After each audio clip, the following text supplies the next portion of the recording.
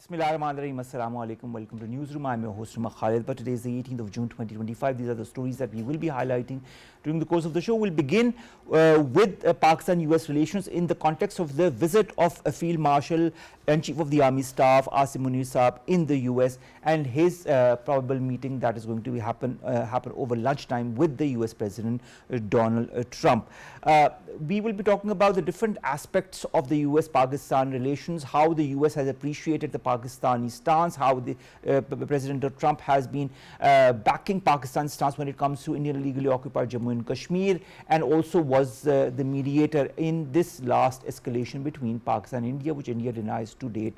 There are a lot of prospects as far as the collaboration between Pakistan and the US is concerned, whether it be in the field of crypto, whether it be in the field of oil and mineral mining, whether it be the field of other important issues, counterterrorism for one, for which the US has highly appreciated Pakistan. This and more will be discussed in the first part of our show. Our second part will be relegated to the Iran-Israel conflict that has now surpassed 6 days. From both the sides, we are hearing a lot of disaster that has happened, especially in Iran. Khamenei, who is the supreme leader of Iran, says Iran will not accept imposed war peace and warns that any US strikes on its territory will have serious, irreparable consequences. 40 sites have been rocked in Iran today by Israel, including centrifuge and weapons production sites. President Donald Trump has demanded Iran's unconditional surrender, saying that we now have complete and total control of the skies over Iran. And he has also said in the past that they want a real end to the conflict and not a ceasefire. What is he alluding to? That and more will be discussed in the second part of our show. Let's begin with our first, and that concerns Pakistan-U.S. relations in the whole context of the visit of Field Marshal and Chief of the Army Staff Asim Munir Saab to the United States of America. He addressed Pakistani expatriates in a huge get-together recently as well, in which he highlighted the importance of the Pakistani expatriates as ambassadors of Pakistan in the US, and also highlighted the different aspects of Pak-US collaboration. Dr. Gule Aisha Bhatti joins us in the studios, a foreign affairs analyst. Thank you very much to have joined us after a bit of a hiatus. What strategic objectives, Dr. Saiba, might Pakistan's Army Chief and Field Marshal Asim Munir hope to achieve in this unprecedented meeting that is going to happen later in the evening, Pakistan time, but around 1 p.m. US time? Well, Umar, this meeting is going to present Pakistan in a very pragmatic position, and I believe that this meeting is going to come with a very positive and very promising response from America as well, and it depends on Pakistan's role in this region as well. We have seen that Pakistan came out of the crisis and how Pakistan projected itself as a very responsible player in the region. It has changed America's mindset. Now I believe that the table has turned, and America is seeing Pakistan as a strong regional partner that has been somehow neglected post-Afghan era, and there was a kind of more tilt toward the India, but according to the new circumstances, Pakistan came out in a successful way as a very important player of the region, and America is definitely going to have stronger relation with the Pakistan. And time and again I have emphasized on one concern, and that is that America should understand that America is not going to have a very strong ally in this region, a non-NATO ally other than Pakistan, and history has proven it time and again. And what they are going to get out of it depends on all the aspects, for example related to the economic aspect as well. Pakistan is trying to have assistance from America on so many economic matters, and then there is importance of the terrorism as well, and how Pakistan is working on its counter-terrorism activity in a very aggressive way. That is much needed, and America appreciated it. America has said that Pakistan is a remarkable ally in this regard, and that is something Pakistan is going to make more closer to the India, because objective is the same. And the rise of the ISIS-KP in this region, specifically in South Asia and then Central Asia, and Pakistan's strategies toward is going to be really it's going to prove remarkable for the rest of the states and for the America as well. And then somehow America is trying to have a strong footing along with the Pakistan in this region on the basis of the current development in Iran that is in our neighborhood. All right. Definitely, Speaking of Iran, I'd like to understand, Dr. Gule Aisha, do you feel Pakistan's diplomatic outreach, including contact with India? We know that Field Marshal Saab also went to Iran along with our Prime Minister and had a productive meeting there with the leadership as well. There are also analysts that talk of a possible mediation role that Pakistan could play in this current conflict between Iran and Israel. Do you feel this positions Islamabad as a potential stabilizing factor in the Middle East conflict? Indeed, indeed. And we must not forget the way Iran adopted that shuttle diplomacy during our crisis. So I think it's now the time to pay back all those efforts Iran did during our time of crisis.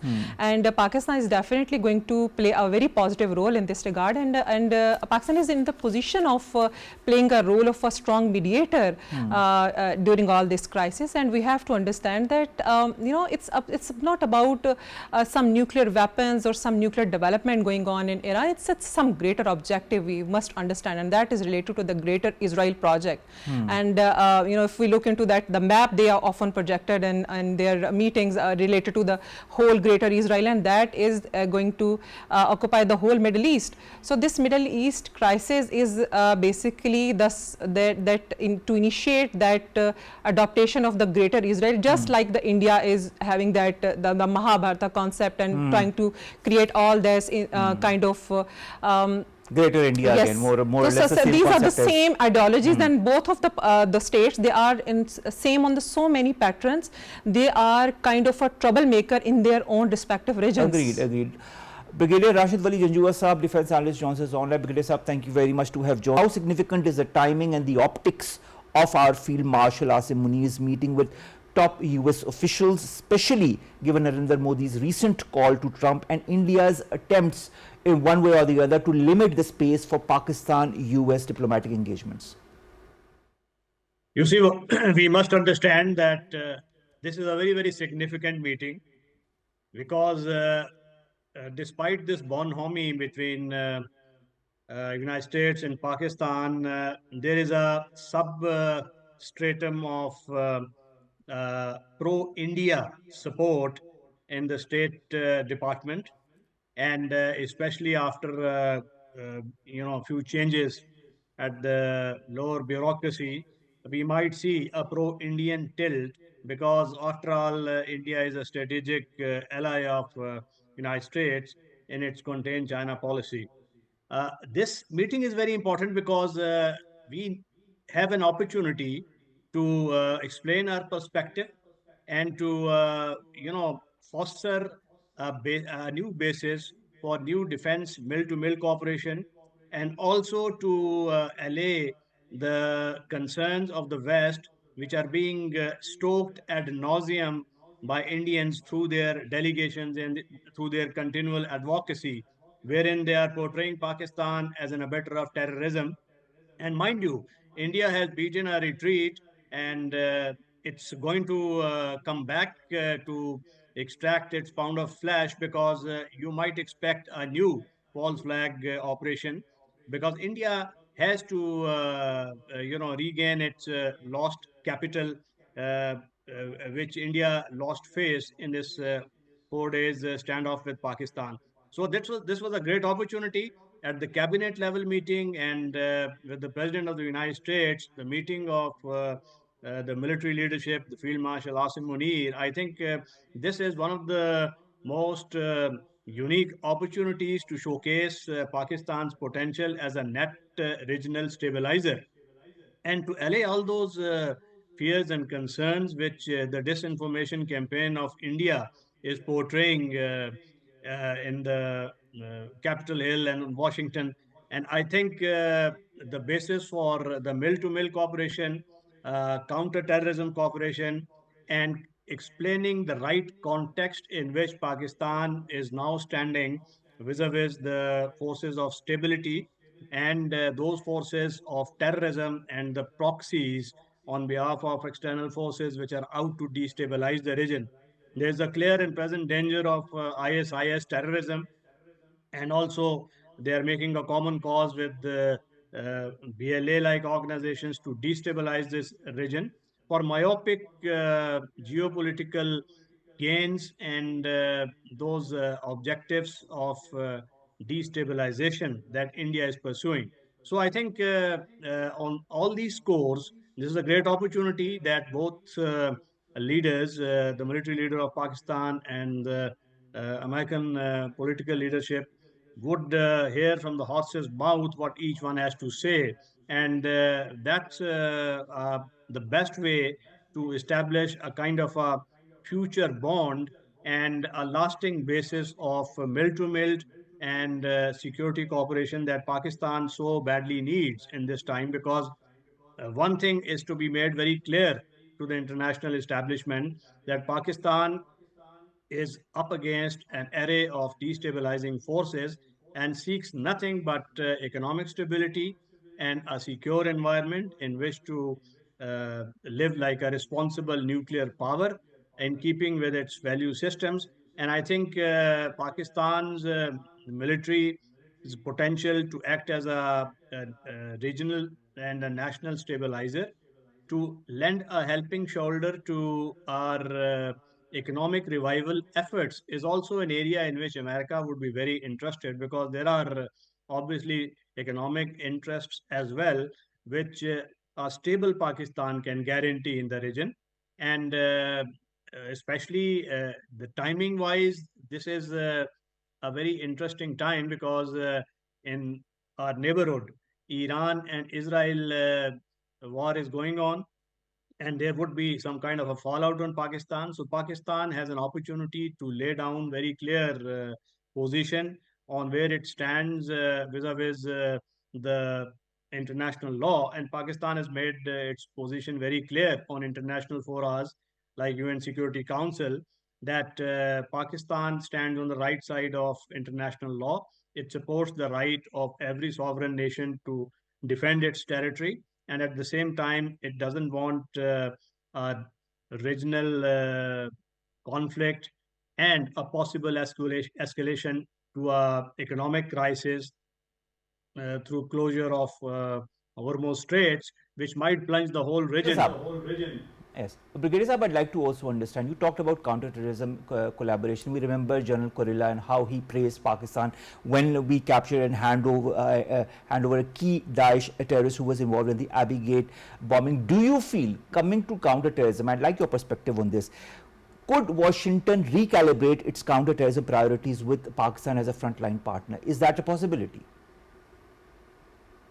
It's very much a possibility, because the recrudescence of terrorism in a destabilized Afghanistan, where non-state actors are gaining traction and the Afghan interim government is losing control, this is of direct concern to all global powers, especially United States, which has the memories of 9/11, which still rankle, and ISIS as a global terrorist agenda.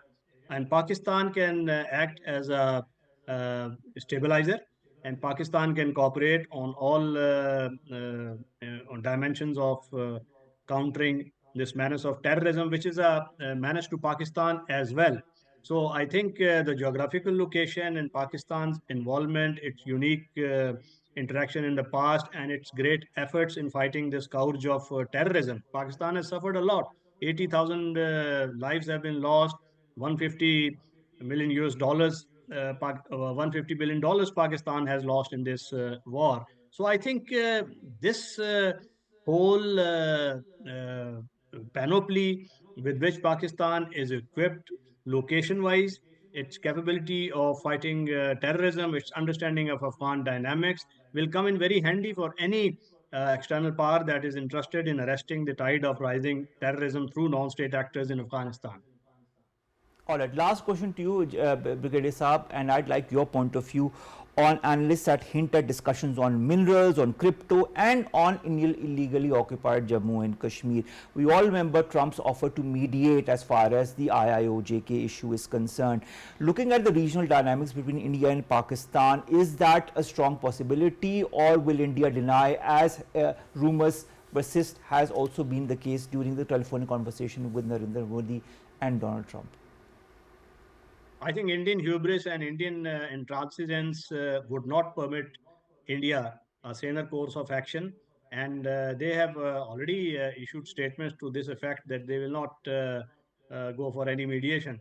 And American interest notwithstanding, there are also signals from the State Department that say that United States cannot enforce a mediation. However, it would be amenable to any mediatory role should Pakistan and India both request for that.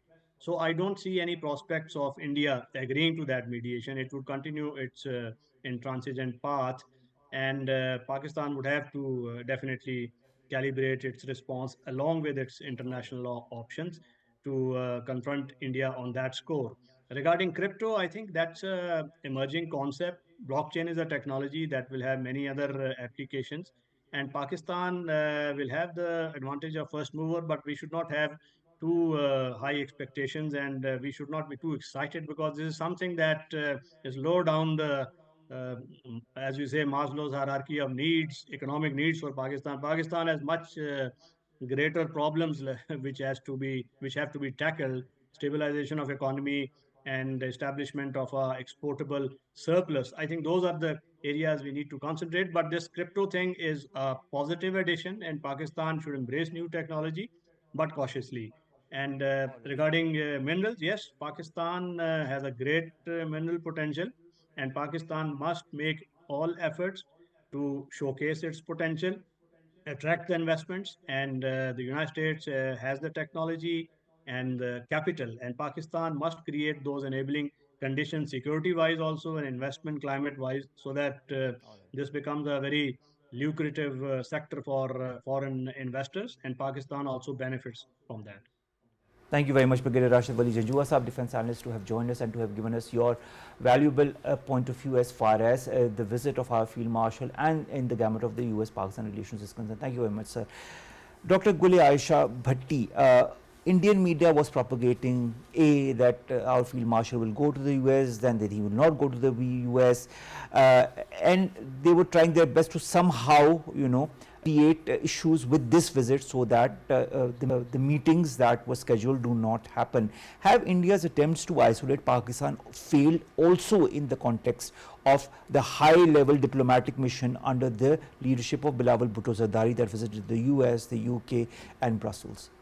I believe that India is fighting a war. They have already lost it, and now they are trying in a kind of attempt that world is not going to buy it, because their ambitions have been very clear about how aggressive they have been and how unilaterally they have been violating the sovereignties of the other states. And there is somehow a very dangerous pattern among the states right now since the past few years, and that is somehow neglecting the importance and significance of the international institutions, and so instead of it going into the unilateral actions like we have seen in India did with Pakistan last month, and then we have seen it in Israel as well. So this is something, it puts a really bad impact on the international actors, and they feel like okay, they don't care about the international institutions. So in this regard, India is not going to express themselves in a very positive way. As far as Pakistan's narrative is concerned, I think in current era there are two type of wars, and one of the kinetic one that we have won in Alhamdulillah, and the second one is the war of narrative, and Pakistan is in a very good way working on it, and I think I believe that we are successful in that as well, because the way President Trump has invited on the lunch, that is really remarkable, because it's one of a kind, very closed meeting, and definitely they are going to discuss about very promising future implications of their relation as well. And so this is really good, and it's going to come out in a very positive way. And as far as India is concerned, I believe that they are trying their best, but unfortunately they have lost it. All right, speaking of mediation, this brings me to the second part of our show, and that concerns the Iran-Israel conflict.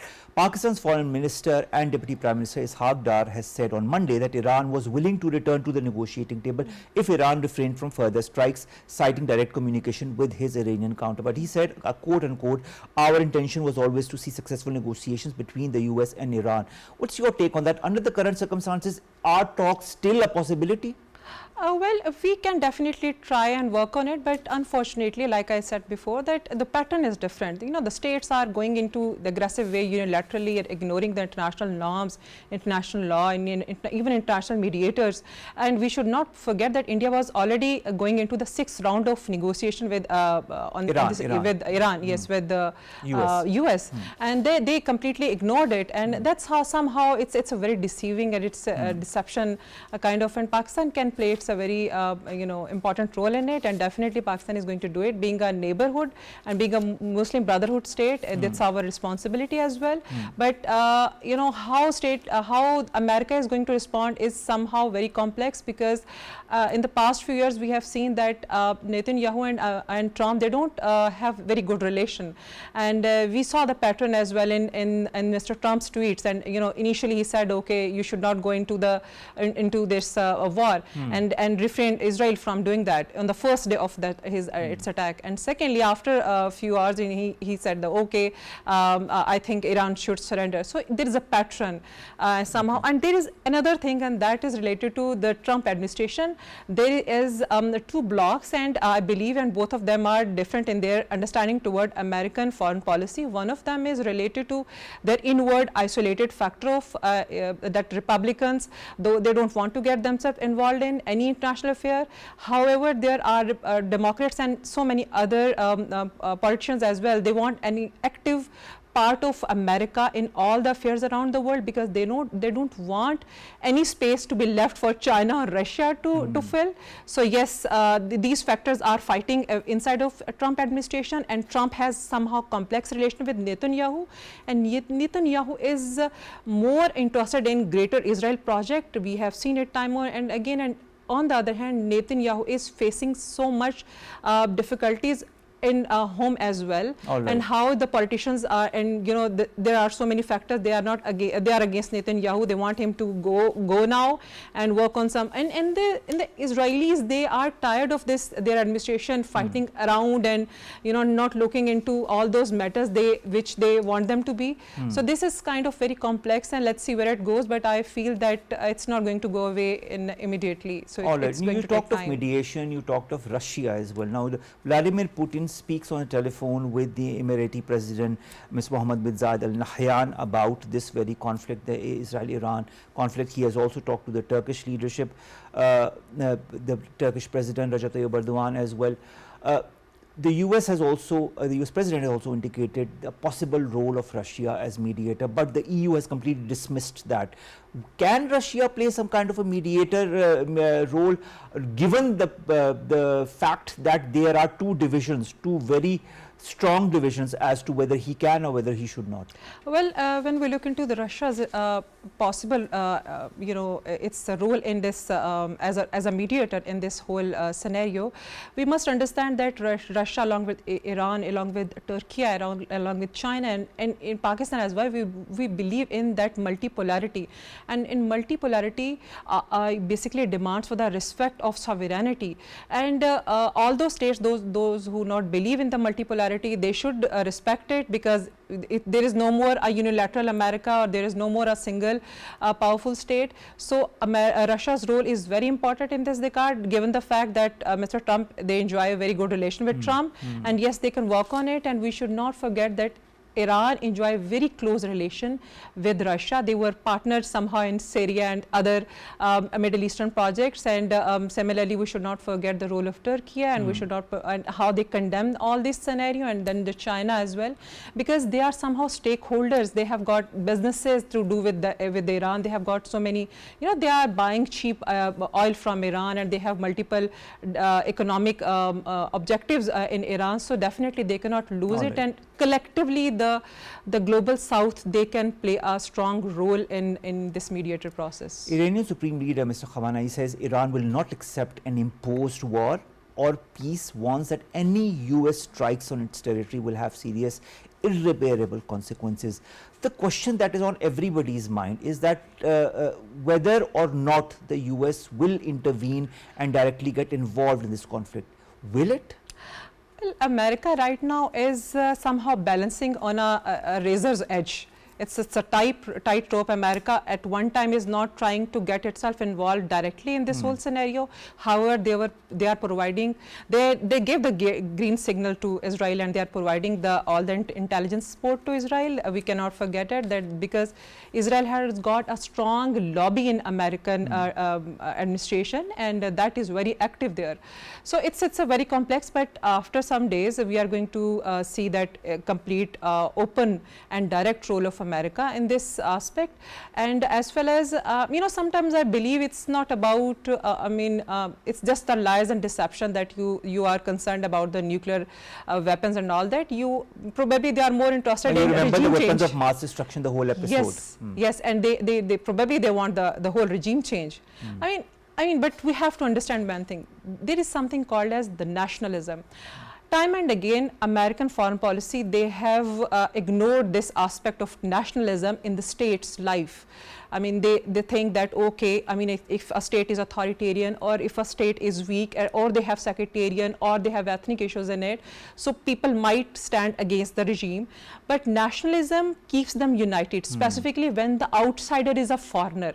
So America, even this time, Iran has got unified because of it. And you see, America faced this in Iraq, Afghanistan, Syria, and now Iran. So nationalism, we should not ignore these sentiments. We should not ignore nationalism, and that is a very important sentiment that Pakistanis also felt when in the recent conflict with India post Pahalgam's false flag operation. Dr. Haitham Busaid, a United Nations International Human Rights Council's Chief Administrative Officer, joins us all the way from Geneva. Thank you very much, Dr. Haitham, to have joined us. Dr. Haitham, I'd like to understand, the US President Donald Trump has given two statements regarding Iran, and I'd like your point of view on that. He demands Iran's unconditional surrender. He says we now have complete and total control of the skies over Iran. He has also said very recently that he is seeking a real end to the conflict and not a ceasefire. What kind of surrender and real end is Donald Trump referring to in your point of view? Yes, good afternoon to you and all the audience. First of all, it is true that President Trump has entered a certain conflict in his speech, in the same speech. And this is something very confusing because he's taking all this matter into a whole chaos. We believe that America also is facing a lot of problems because of this pressure.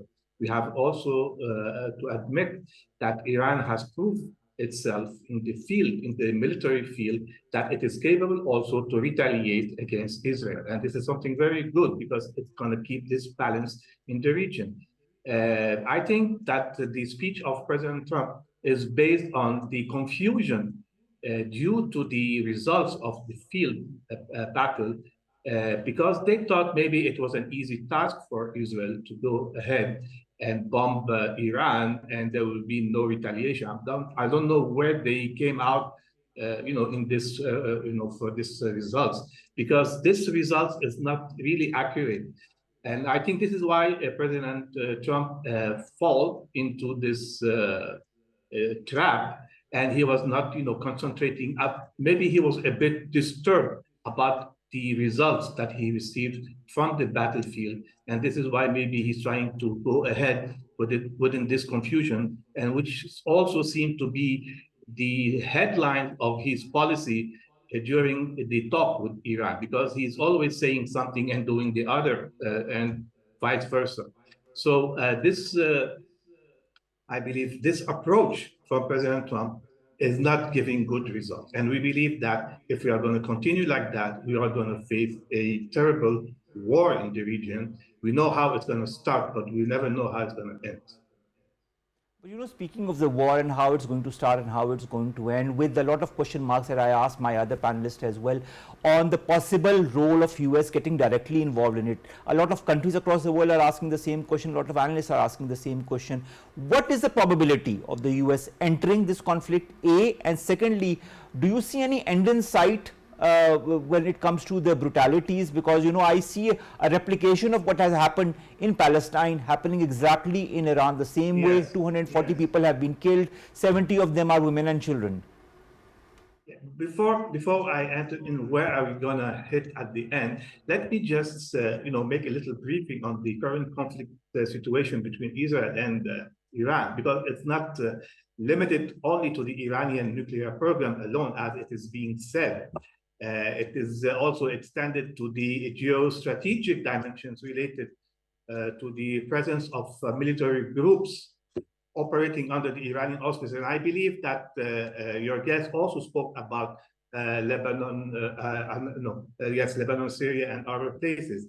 So both, as we know that both in Lebanon through Hezbollah and in Syria as well, through factions allied with Tehran, and accordingly to the security discourse, Israel considered these groups to be a direct threat to its national security and declares that restricting Iranian expansion is an unwavering strategic objective for her. So, however, the reality on the ground will belie this rhetoric. We believe that Hezbollah still has a strong presence on the Lebanese scene and possesses advanced weapons, which constitute a deterrent balance against Israel, and this is not going to be, something very positive for Israel. In Syria as well, the situation is more complex because with the emergence of Takfiri's groups masquerading as the interim administration, which are in fact a ticking time bomb on Israel's northern and eastern flank. So this is also another problem. Now, where is it going to head at the end of this day? Well, it is not yet clear to many. We believe that both of them have shown their power. Both of them have, deposited a certain strategic way of approaching this war. Now, I believe it is time for us to go ahead and start talking peace. All right. In this whole atmosphere of you saying that these two sides need to start talking peace, and a lot of countries are also highlighting that there needs to be the step forward in as far as de-escalation. Secretary General as well. I'm not cutting you. Secretary General Guterres as well. He spoke about that. Yes, he said recently. Yes. Yes, but my understanding is this obsession that Mr. Netanyahu has with Iran since 1992, since he became an MP with Israel's Knesset. He has been highlighting somehow, somewhere, that Iran is going to possess nuclear weapons, and Iran is going to, somehow be detrimental to Israel's fate. We are in 2025. From 1992 to 2025, more than 3 decades have passed, and Mr. Netanyahu is hell-bent somehow on his obsession with Iran. Why is there this obsession that is unending, despite the fact that Iran has time and again said that its program is for peaceful purposes? Anyhow, I mean, we know the obsession of Prime Minister Netanyahu. It's not something new for us. We have seen this scene in Gaza, and now we have saw it also in Lebanon, and now it's moving towards Syria after Iran. Shouldn't forget this, because after Iran, according to their calculations, they are heading after.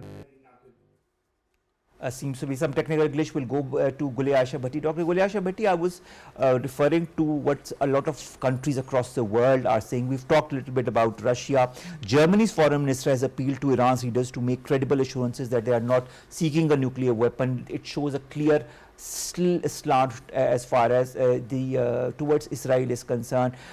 Then also Donald Trump says he might send U.S. Vice President J.D. Vance and his special Middle East envoy Steve Witkoff to meet Iranian officials for discussions. On top of that, we've got the statements from France and other countries as well that warn of any attempt for regime change in Iran that could have serious consequences. Is Israel going to be swayed by these different comments, or is it going to do whatever it has wanted to, as is evident through what is happening in Palestine? Well, you rightly said before that this obsession is from 90s, and this obsession of Netanyahu towards Iran, it's not just toward the Iran, it was toward the Iraq as well. Netanyahu was among those first politicians who who criticized Iraq for having that weapon of mass Testified. destruction. Yes. So we must not forget that Israel's obsession is toward all the Middle Eastern countries. So ultimately is going toward the same ideology of the Greater Israel that I said before, and that is because of the Greater Israel wants the whole eliminated Arab land and want to occupy all of it. So ultimately, you know, since it's coming into the power, Netanyahu is working on this agenda. Although Netanyahu is facing high, you know, kind of criticism around the world, as well as from inside of its, specifically from its people, because they are tired of its war and all that. They are equally terrified when the Iran retaliated rightfully because of attack on it. So this is something, but I don't think that Netanyahu is going to refrain from it, because ultimately he has got something in his head since the 90s and he wants to, until unless there is going to be regime change in Israel and they bring some mediate. But I think all of this is happening also because Netanyahu does not want that regime change in Israel, because if the regime change happens, he's already involved in a lot of cases within Israel, and if he steps down, he will be he's the most corrupt person in Israel, and he is actually trying to get away with all those cases, and he wanted to have all the attention of the Israelis towards the outsiders, their neighborhood states, and that's what he is doing, and I think he's successful in that. But till how long he is going to do that? I mean, he's a murderer, and I mean, if you just take the Palestinian case, he is a murderer. He is he's on the helm of a genocide and crimes against humanity and war crimes, and he's trying to emulate exactly the same thing in Iran. I say exactly, Bilkul, you are absolutely correct. But there is another thing, you know, I was looking into all those narratives, what was being come out from the American intellectuals and academia and the people in the America, and they are criticizing America and they are forbidding America to get directly involved in this way. Yes, they are saying without tax money you are not going to do that. That is a huge question mark. Even a lot of politicians are saying that they need the tacit approval of the Congress before the U.S. moves officially against any other country. Exactly. What brings me to another very interesting aspect to it. I mean, it's interesting, but it's in a very negative manner.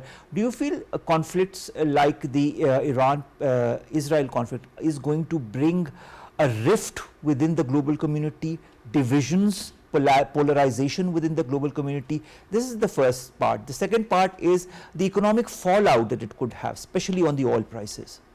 Well, economic fallout, I think we are facing it already, because since the past 6 years, there is a surge in oil prices, because we cannot forget the Strait of Hormuz and its importance. In this one-fifth of international oil transport goes from there, and if partially Iran is going to block it, partially, not completely. So we are going to face a huge economic setback, keeping in mind that there is always a war going on near the Black Sea, and we are facing because of Russia and Ukraine conflict. So this is going to be the second biggest conflict that is going to affect all of the communities around the world. And yes, we are going to face it. And secondly, once we talk about the rift and the division going to be expected in international community, yes, we are actually witnessing it, because ultimately the states are being pressurized or being influenced by their people, and people are very close to the media. Now you cannot deceive to your people with false narratives. They are looking into how the genocide is happening in Gaza, and then how unlawfully Israel attacked on this Iran, and how Israel and the other actors, they are illegally involved in Syria and then the Lebanon. So all these things are making the people pressurize their governments, because they are democratic governments. They want definitely they want the votes and to come in power next time. So they are somehow refraining themselves from actively participating in any global conflict, and they are condemning all these acts as well. And this is how we call it a rise of multipolarity, where you respect the sovereignty of the other states. However, there are few states, along with America and Israel, they are still living in that delusional world where they see that we are the superpower and nobody is going to condemn us, or we are not accountable to anyone. But that's not the case. Eventually they are going to be answerable to the international community, because that's what international organizations are made. So yes, they are going to be responsible there, but I mean, it's going to be a long process. In the coming future, I see more escalation in Iran, because unfortunately, I mean, I see that Israel is going to be more aggressive, and America's role is going to be completely open in few days, and that the way Mr. Trump is asking for the complete surrender. The next few days, I feel, Dr. Guli Asha Bhatti, are going to be extremely important. In fact, the next 72 hours are going to be extremely crucial for the world, for Iran, and for the role of the US in any future escalation of this conflict between Iran and Israel. Let's hope, let's pray that sanity prevails, that things start coming towards some kind of normality. Thank you very much to Dr. Guli Asha Bhatti to have joined us. Ladies and gentlemen, Israel is putting up 3 objectives as far as its Prime Minister is concerned: the elimination of the nuclear program, the elimination of the ballistic missile production capability, and the elimination of the axis of terrorism. Whether they will achieve that or not, that we'll see in the coming days, but we will be highlighting that shows to come. Umar Khalid Bhat bids you farewell from this episode of Newsroom. We'll see you inshallah tomorrow with news stories segments that pertain to us, you and Pakistan. Allah Hafiz.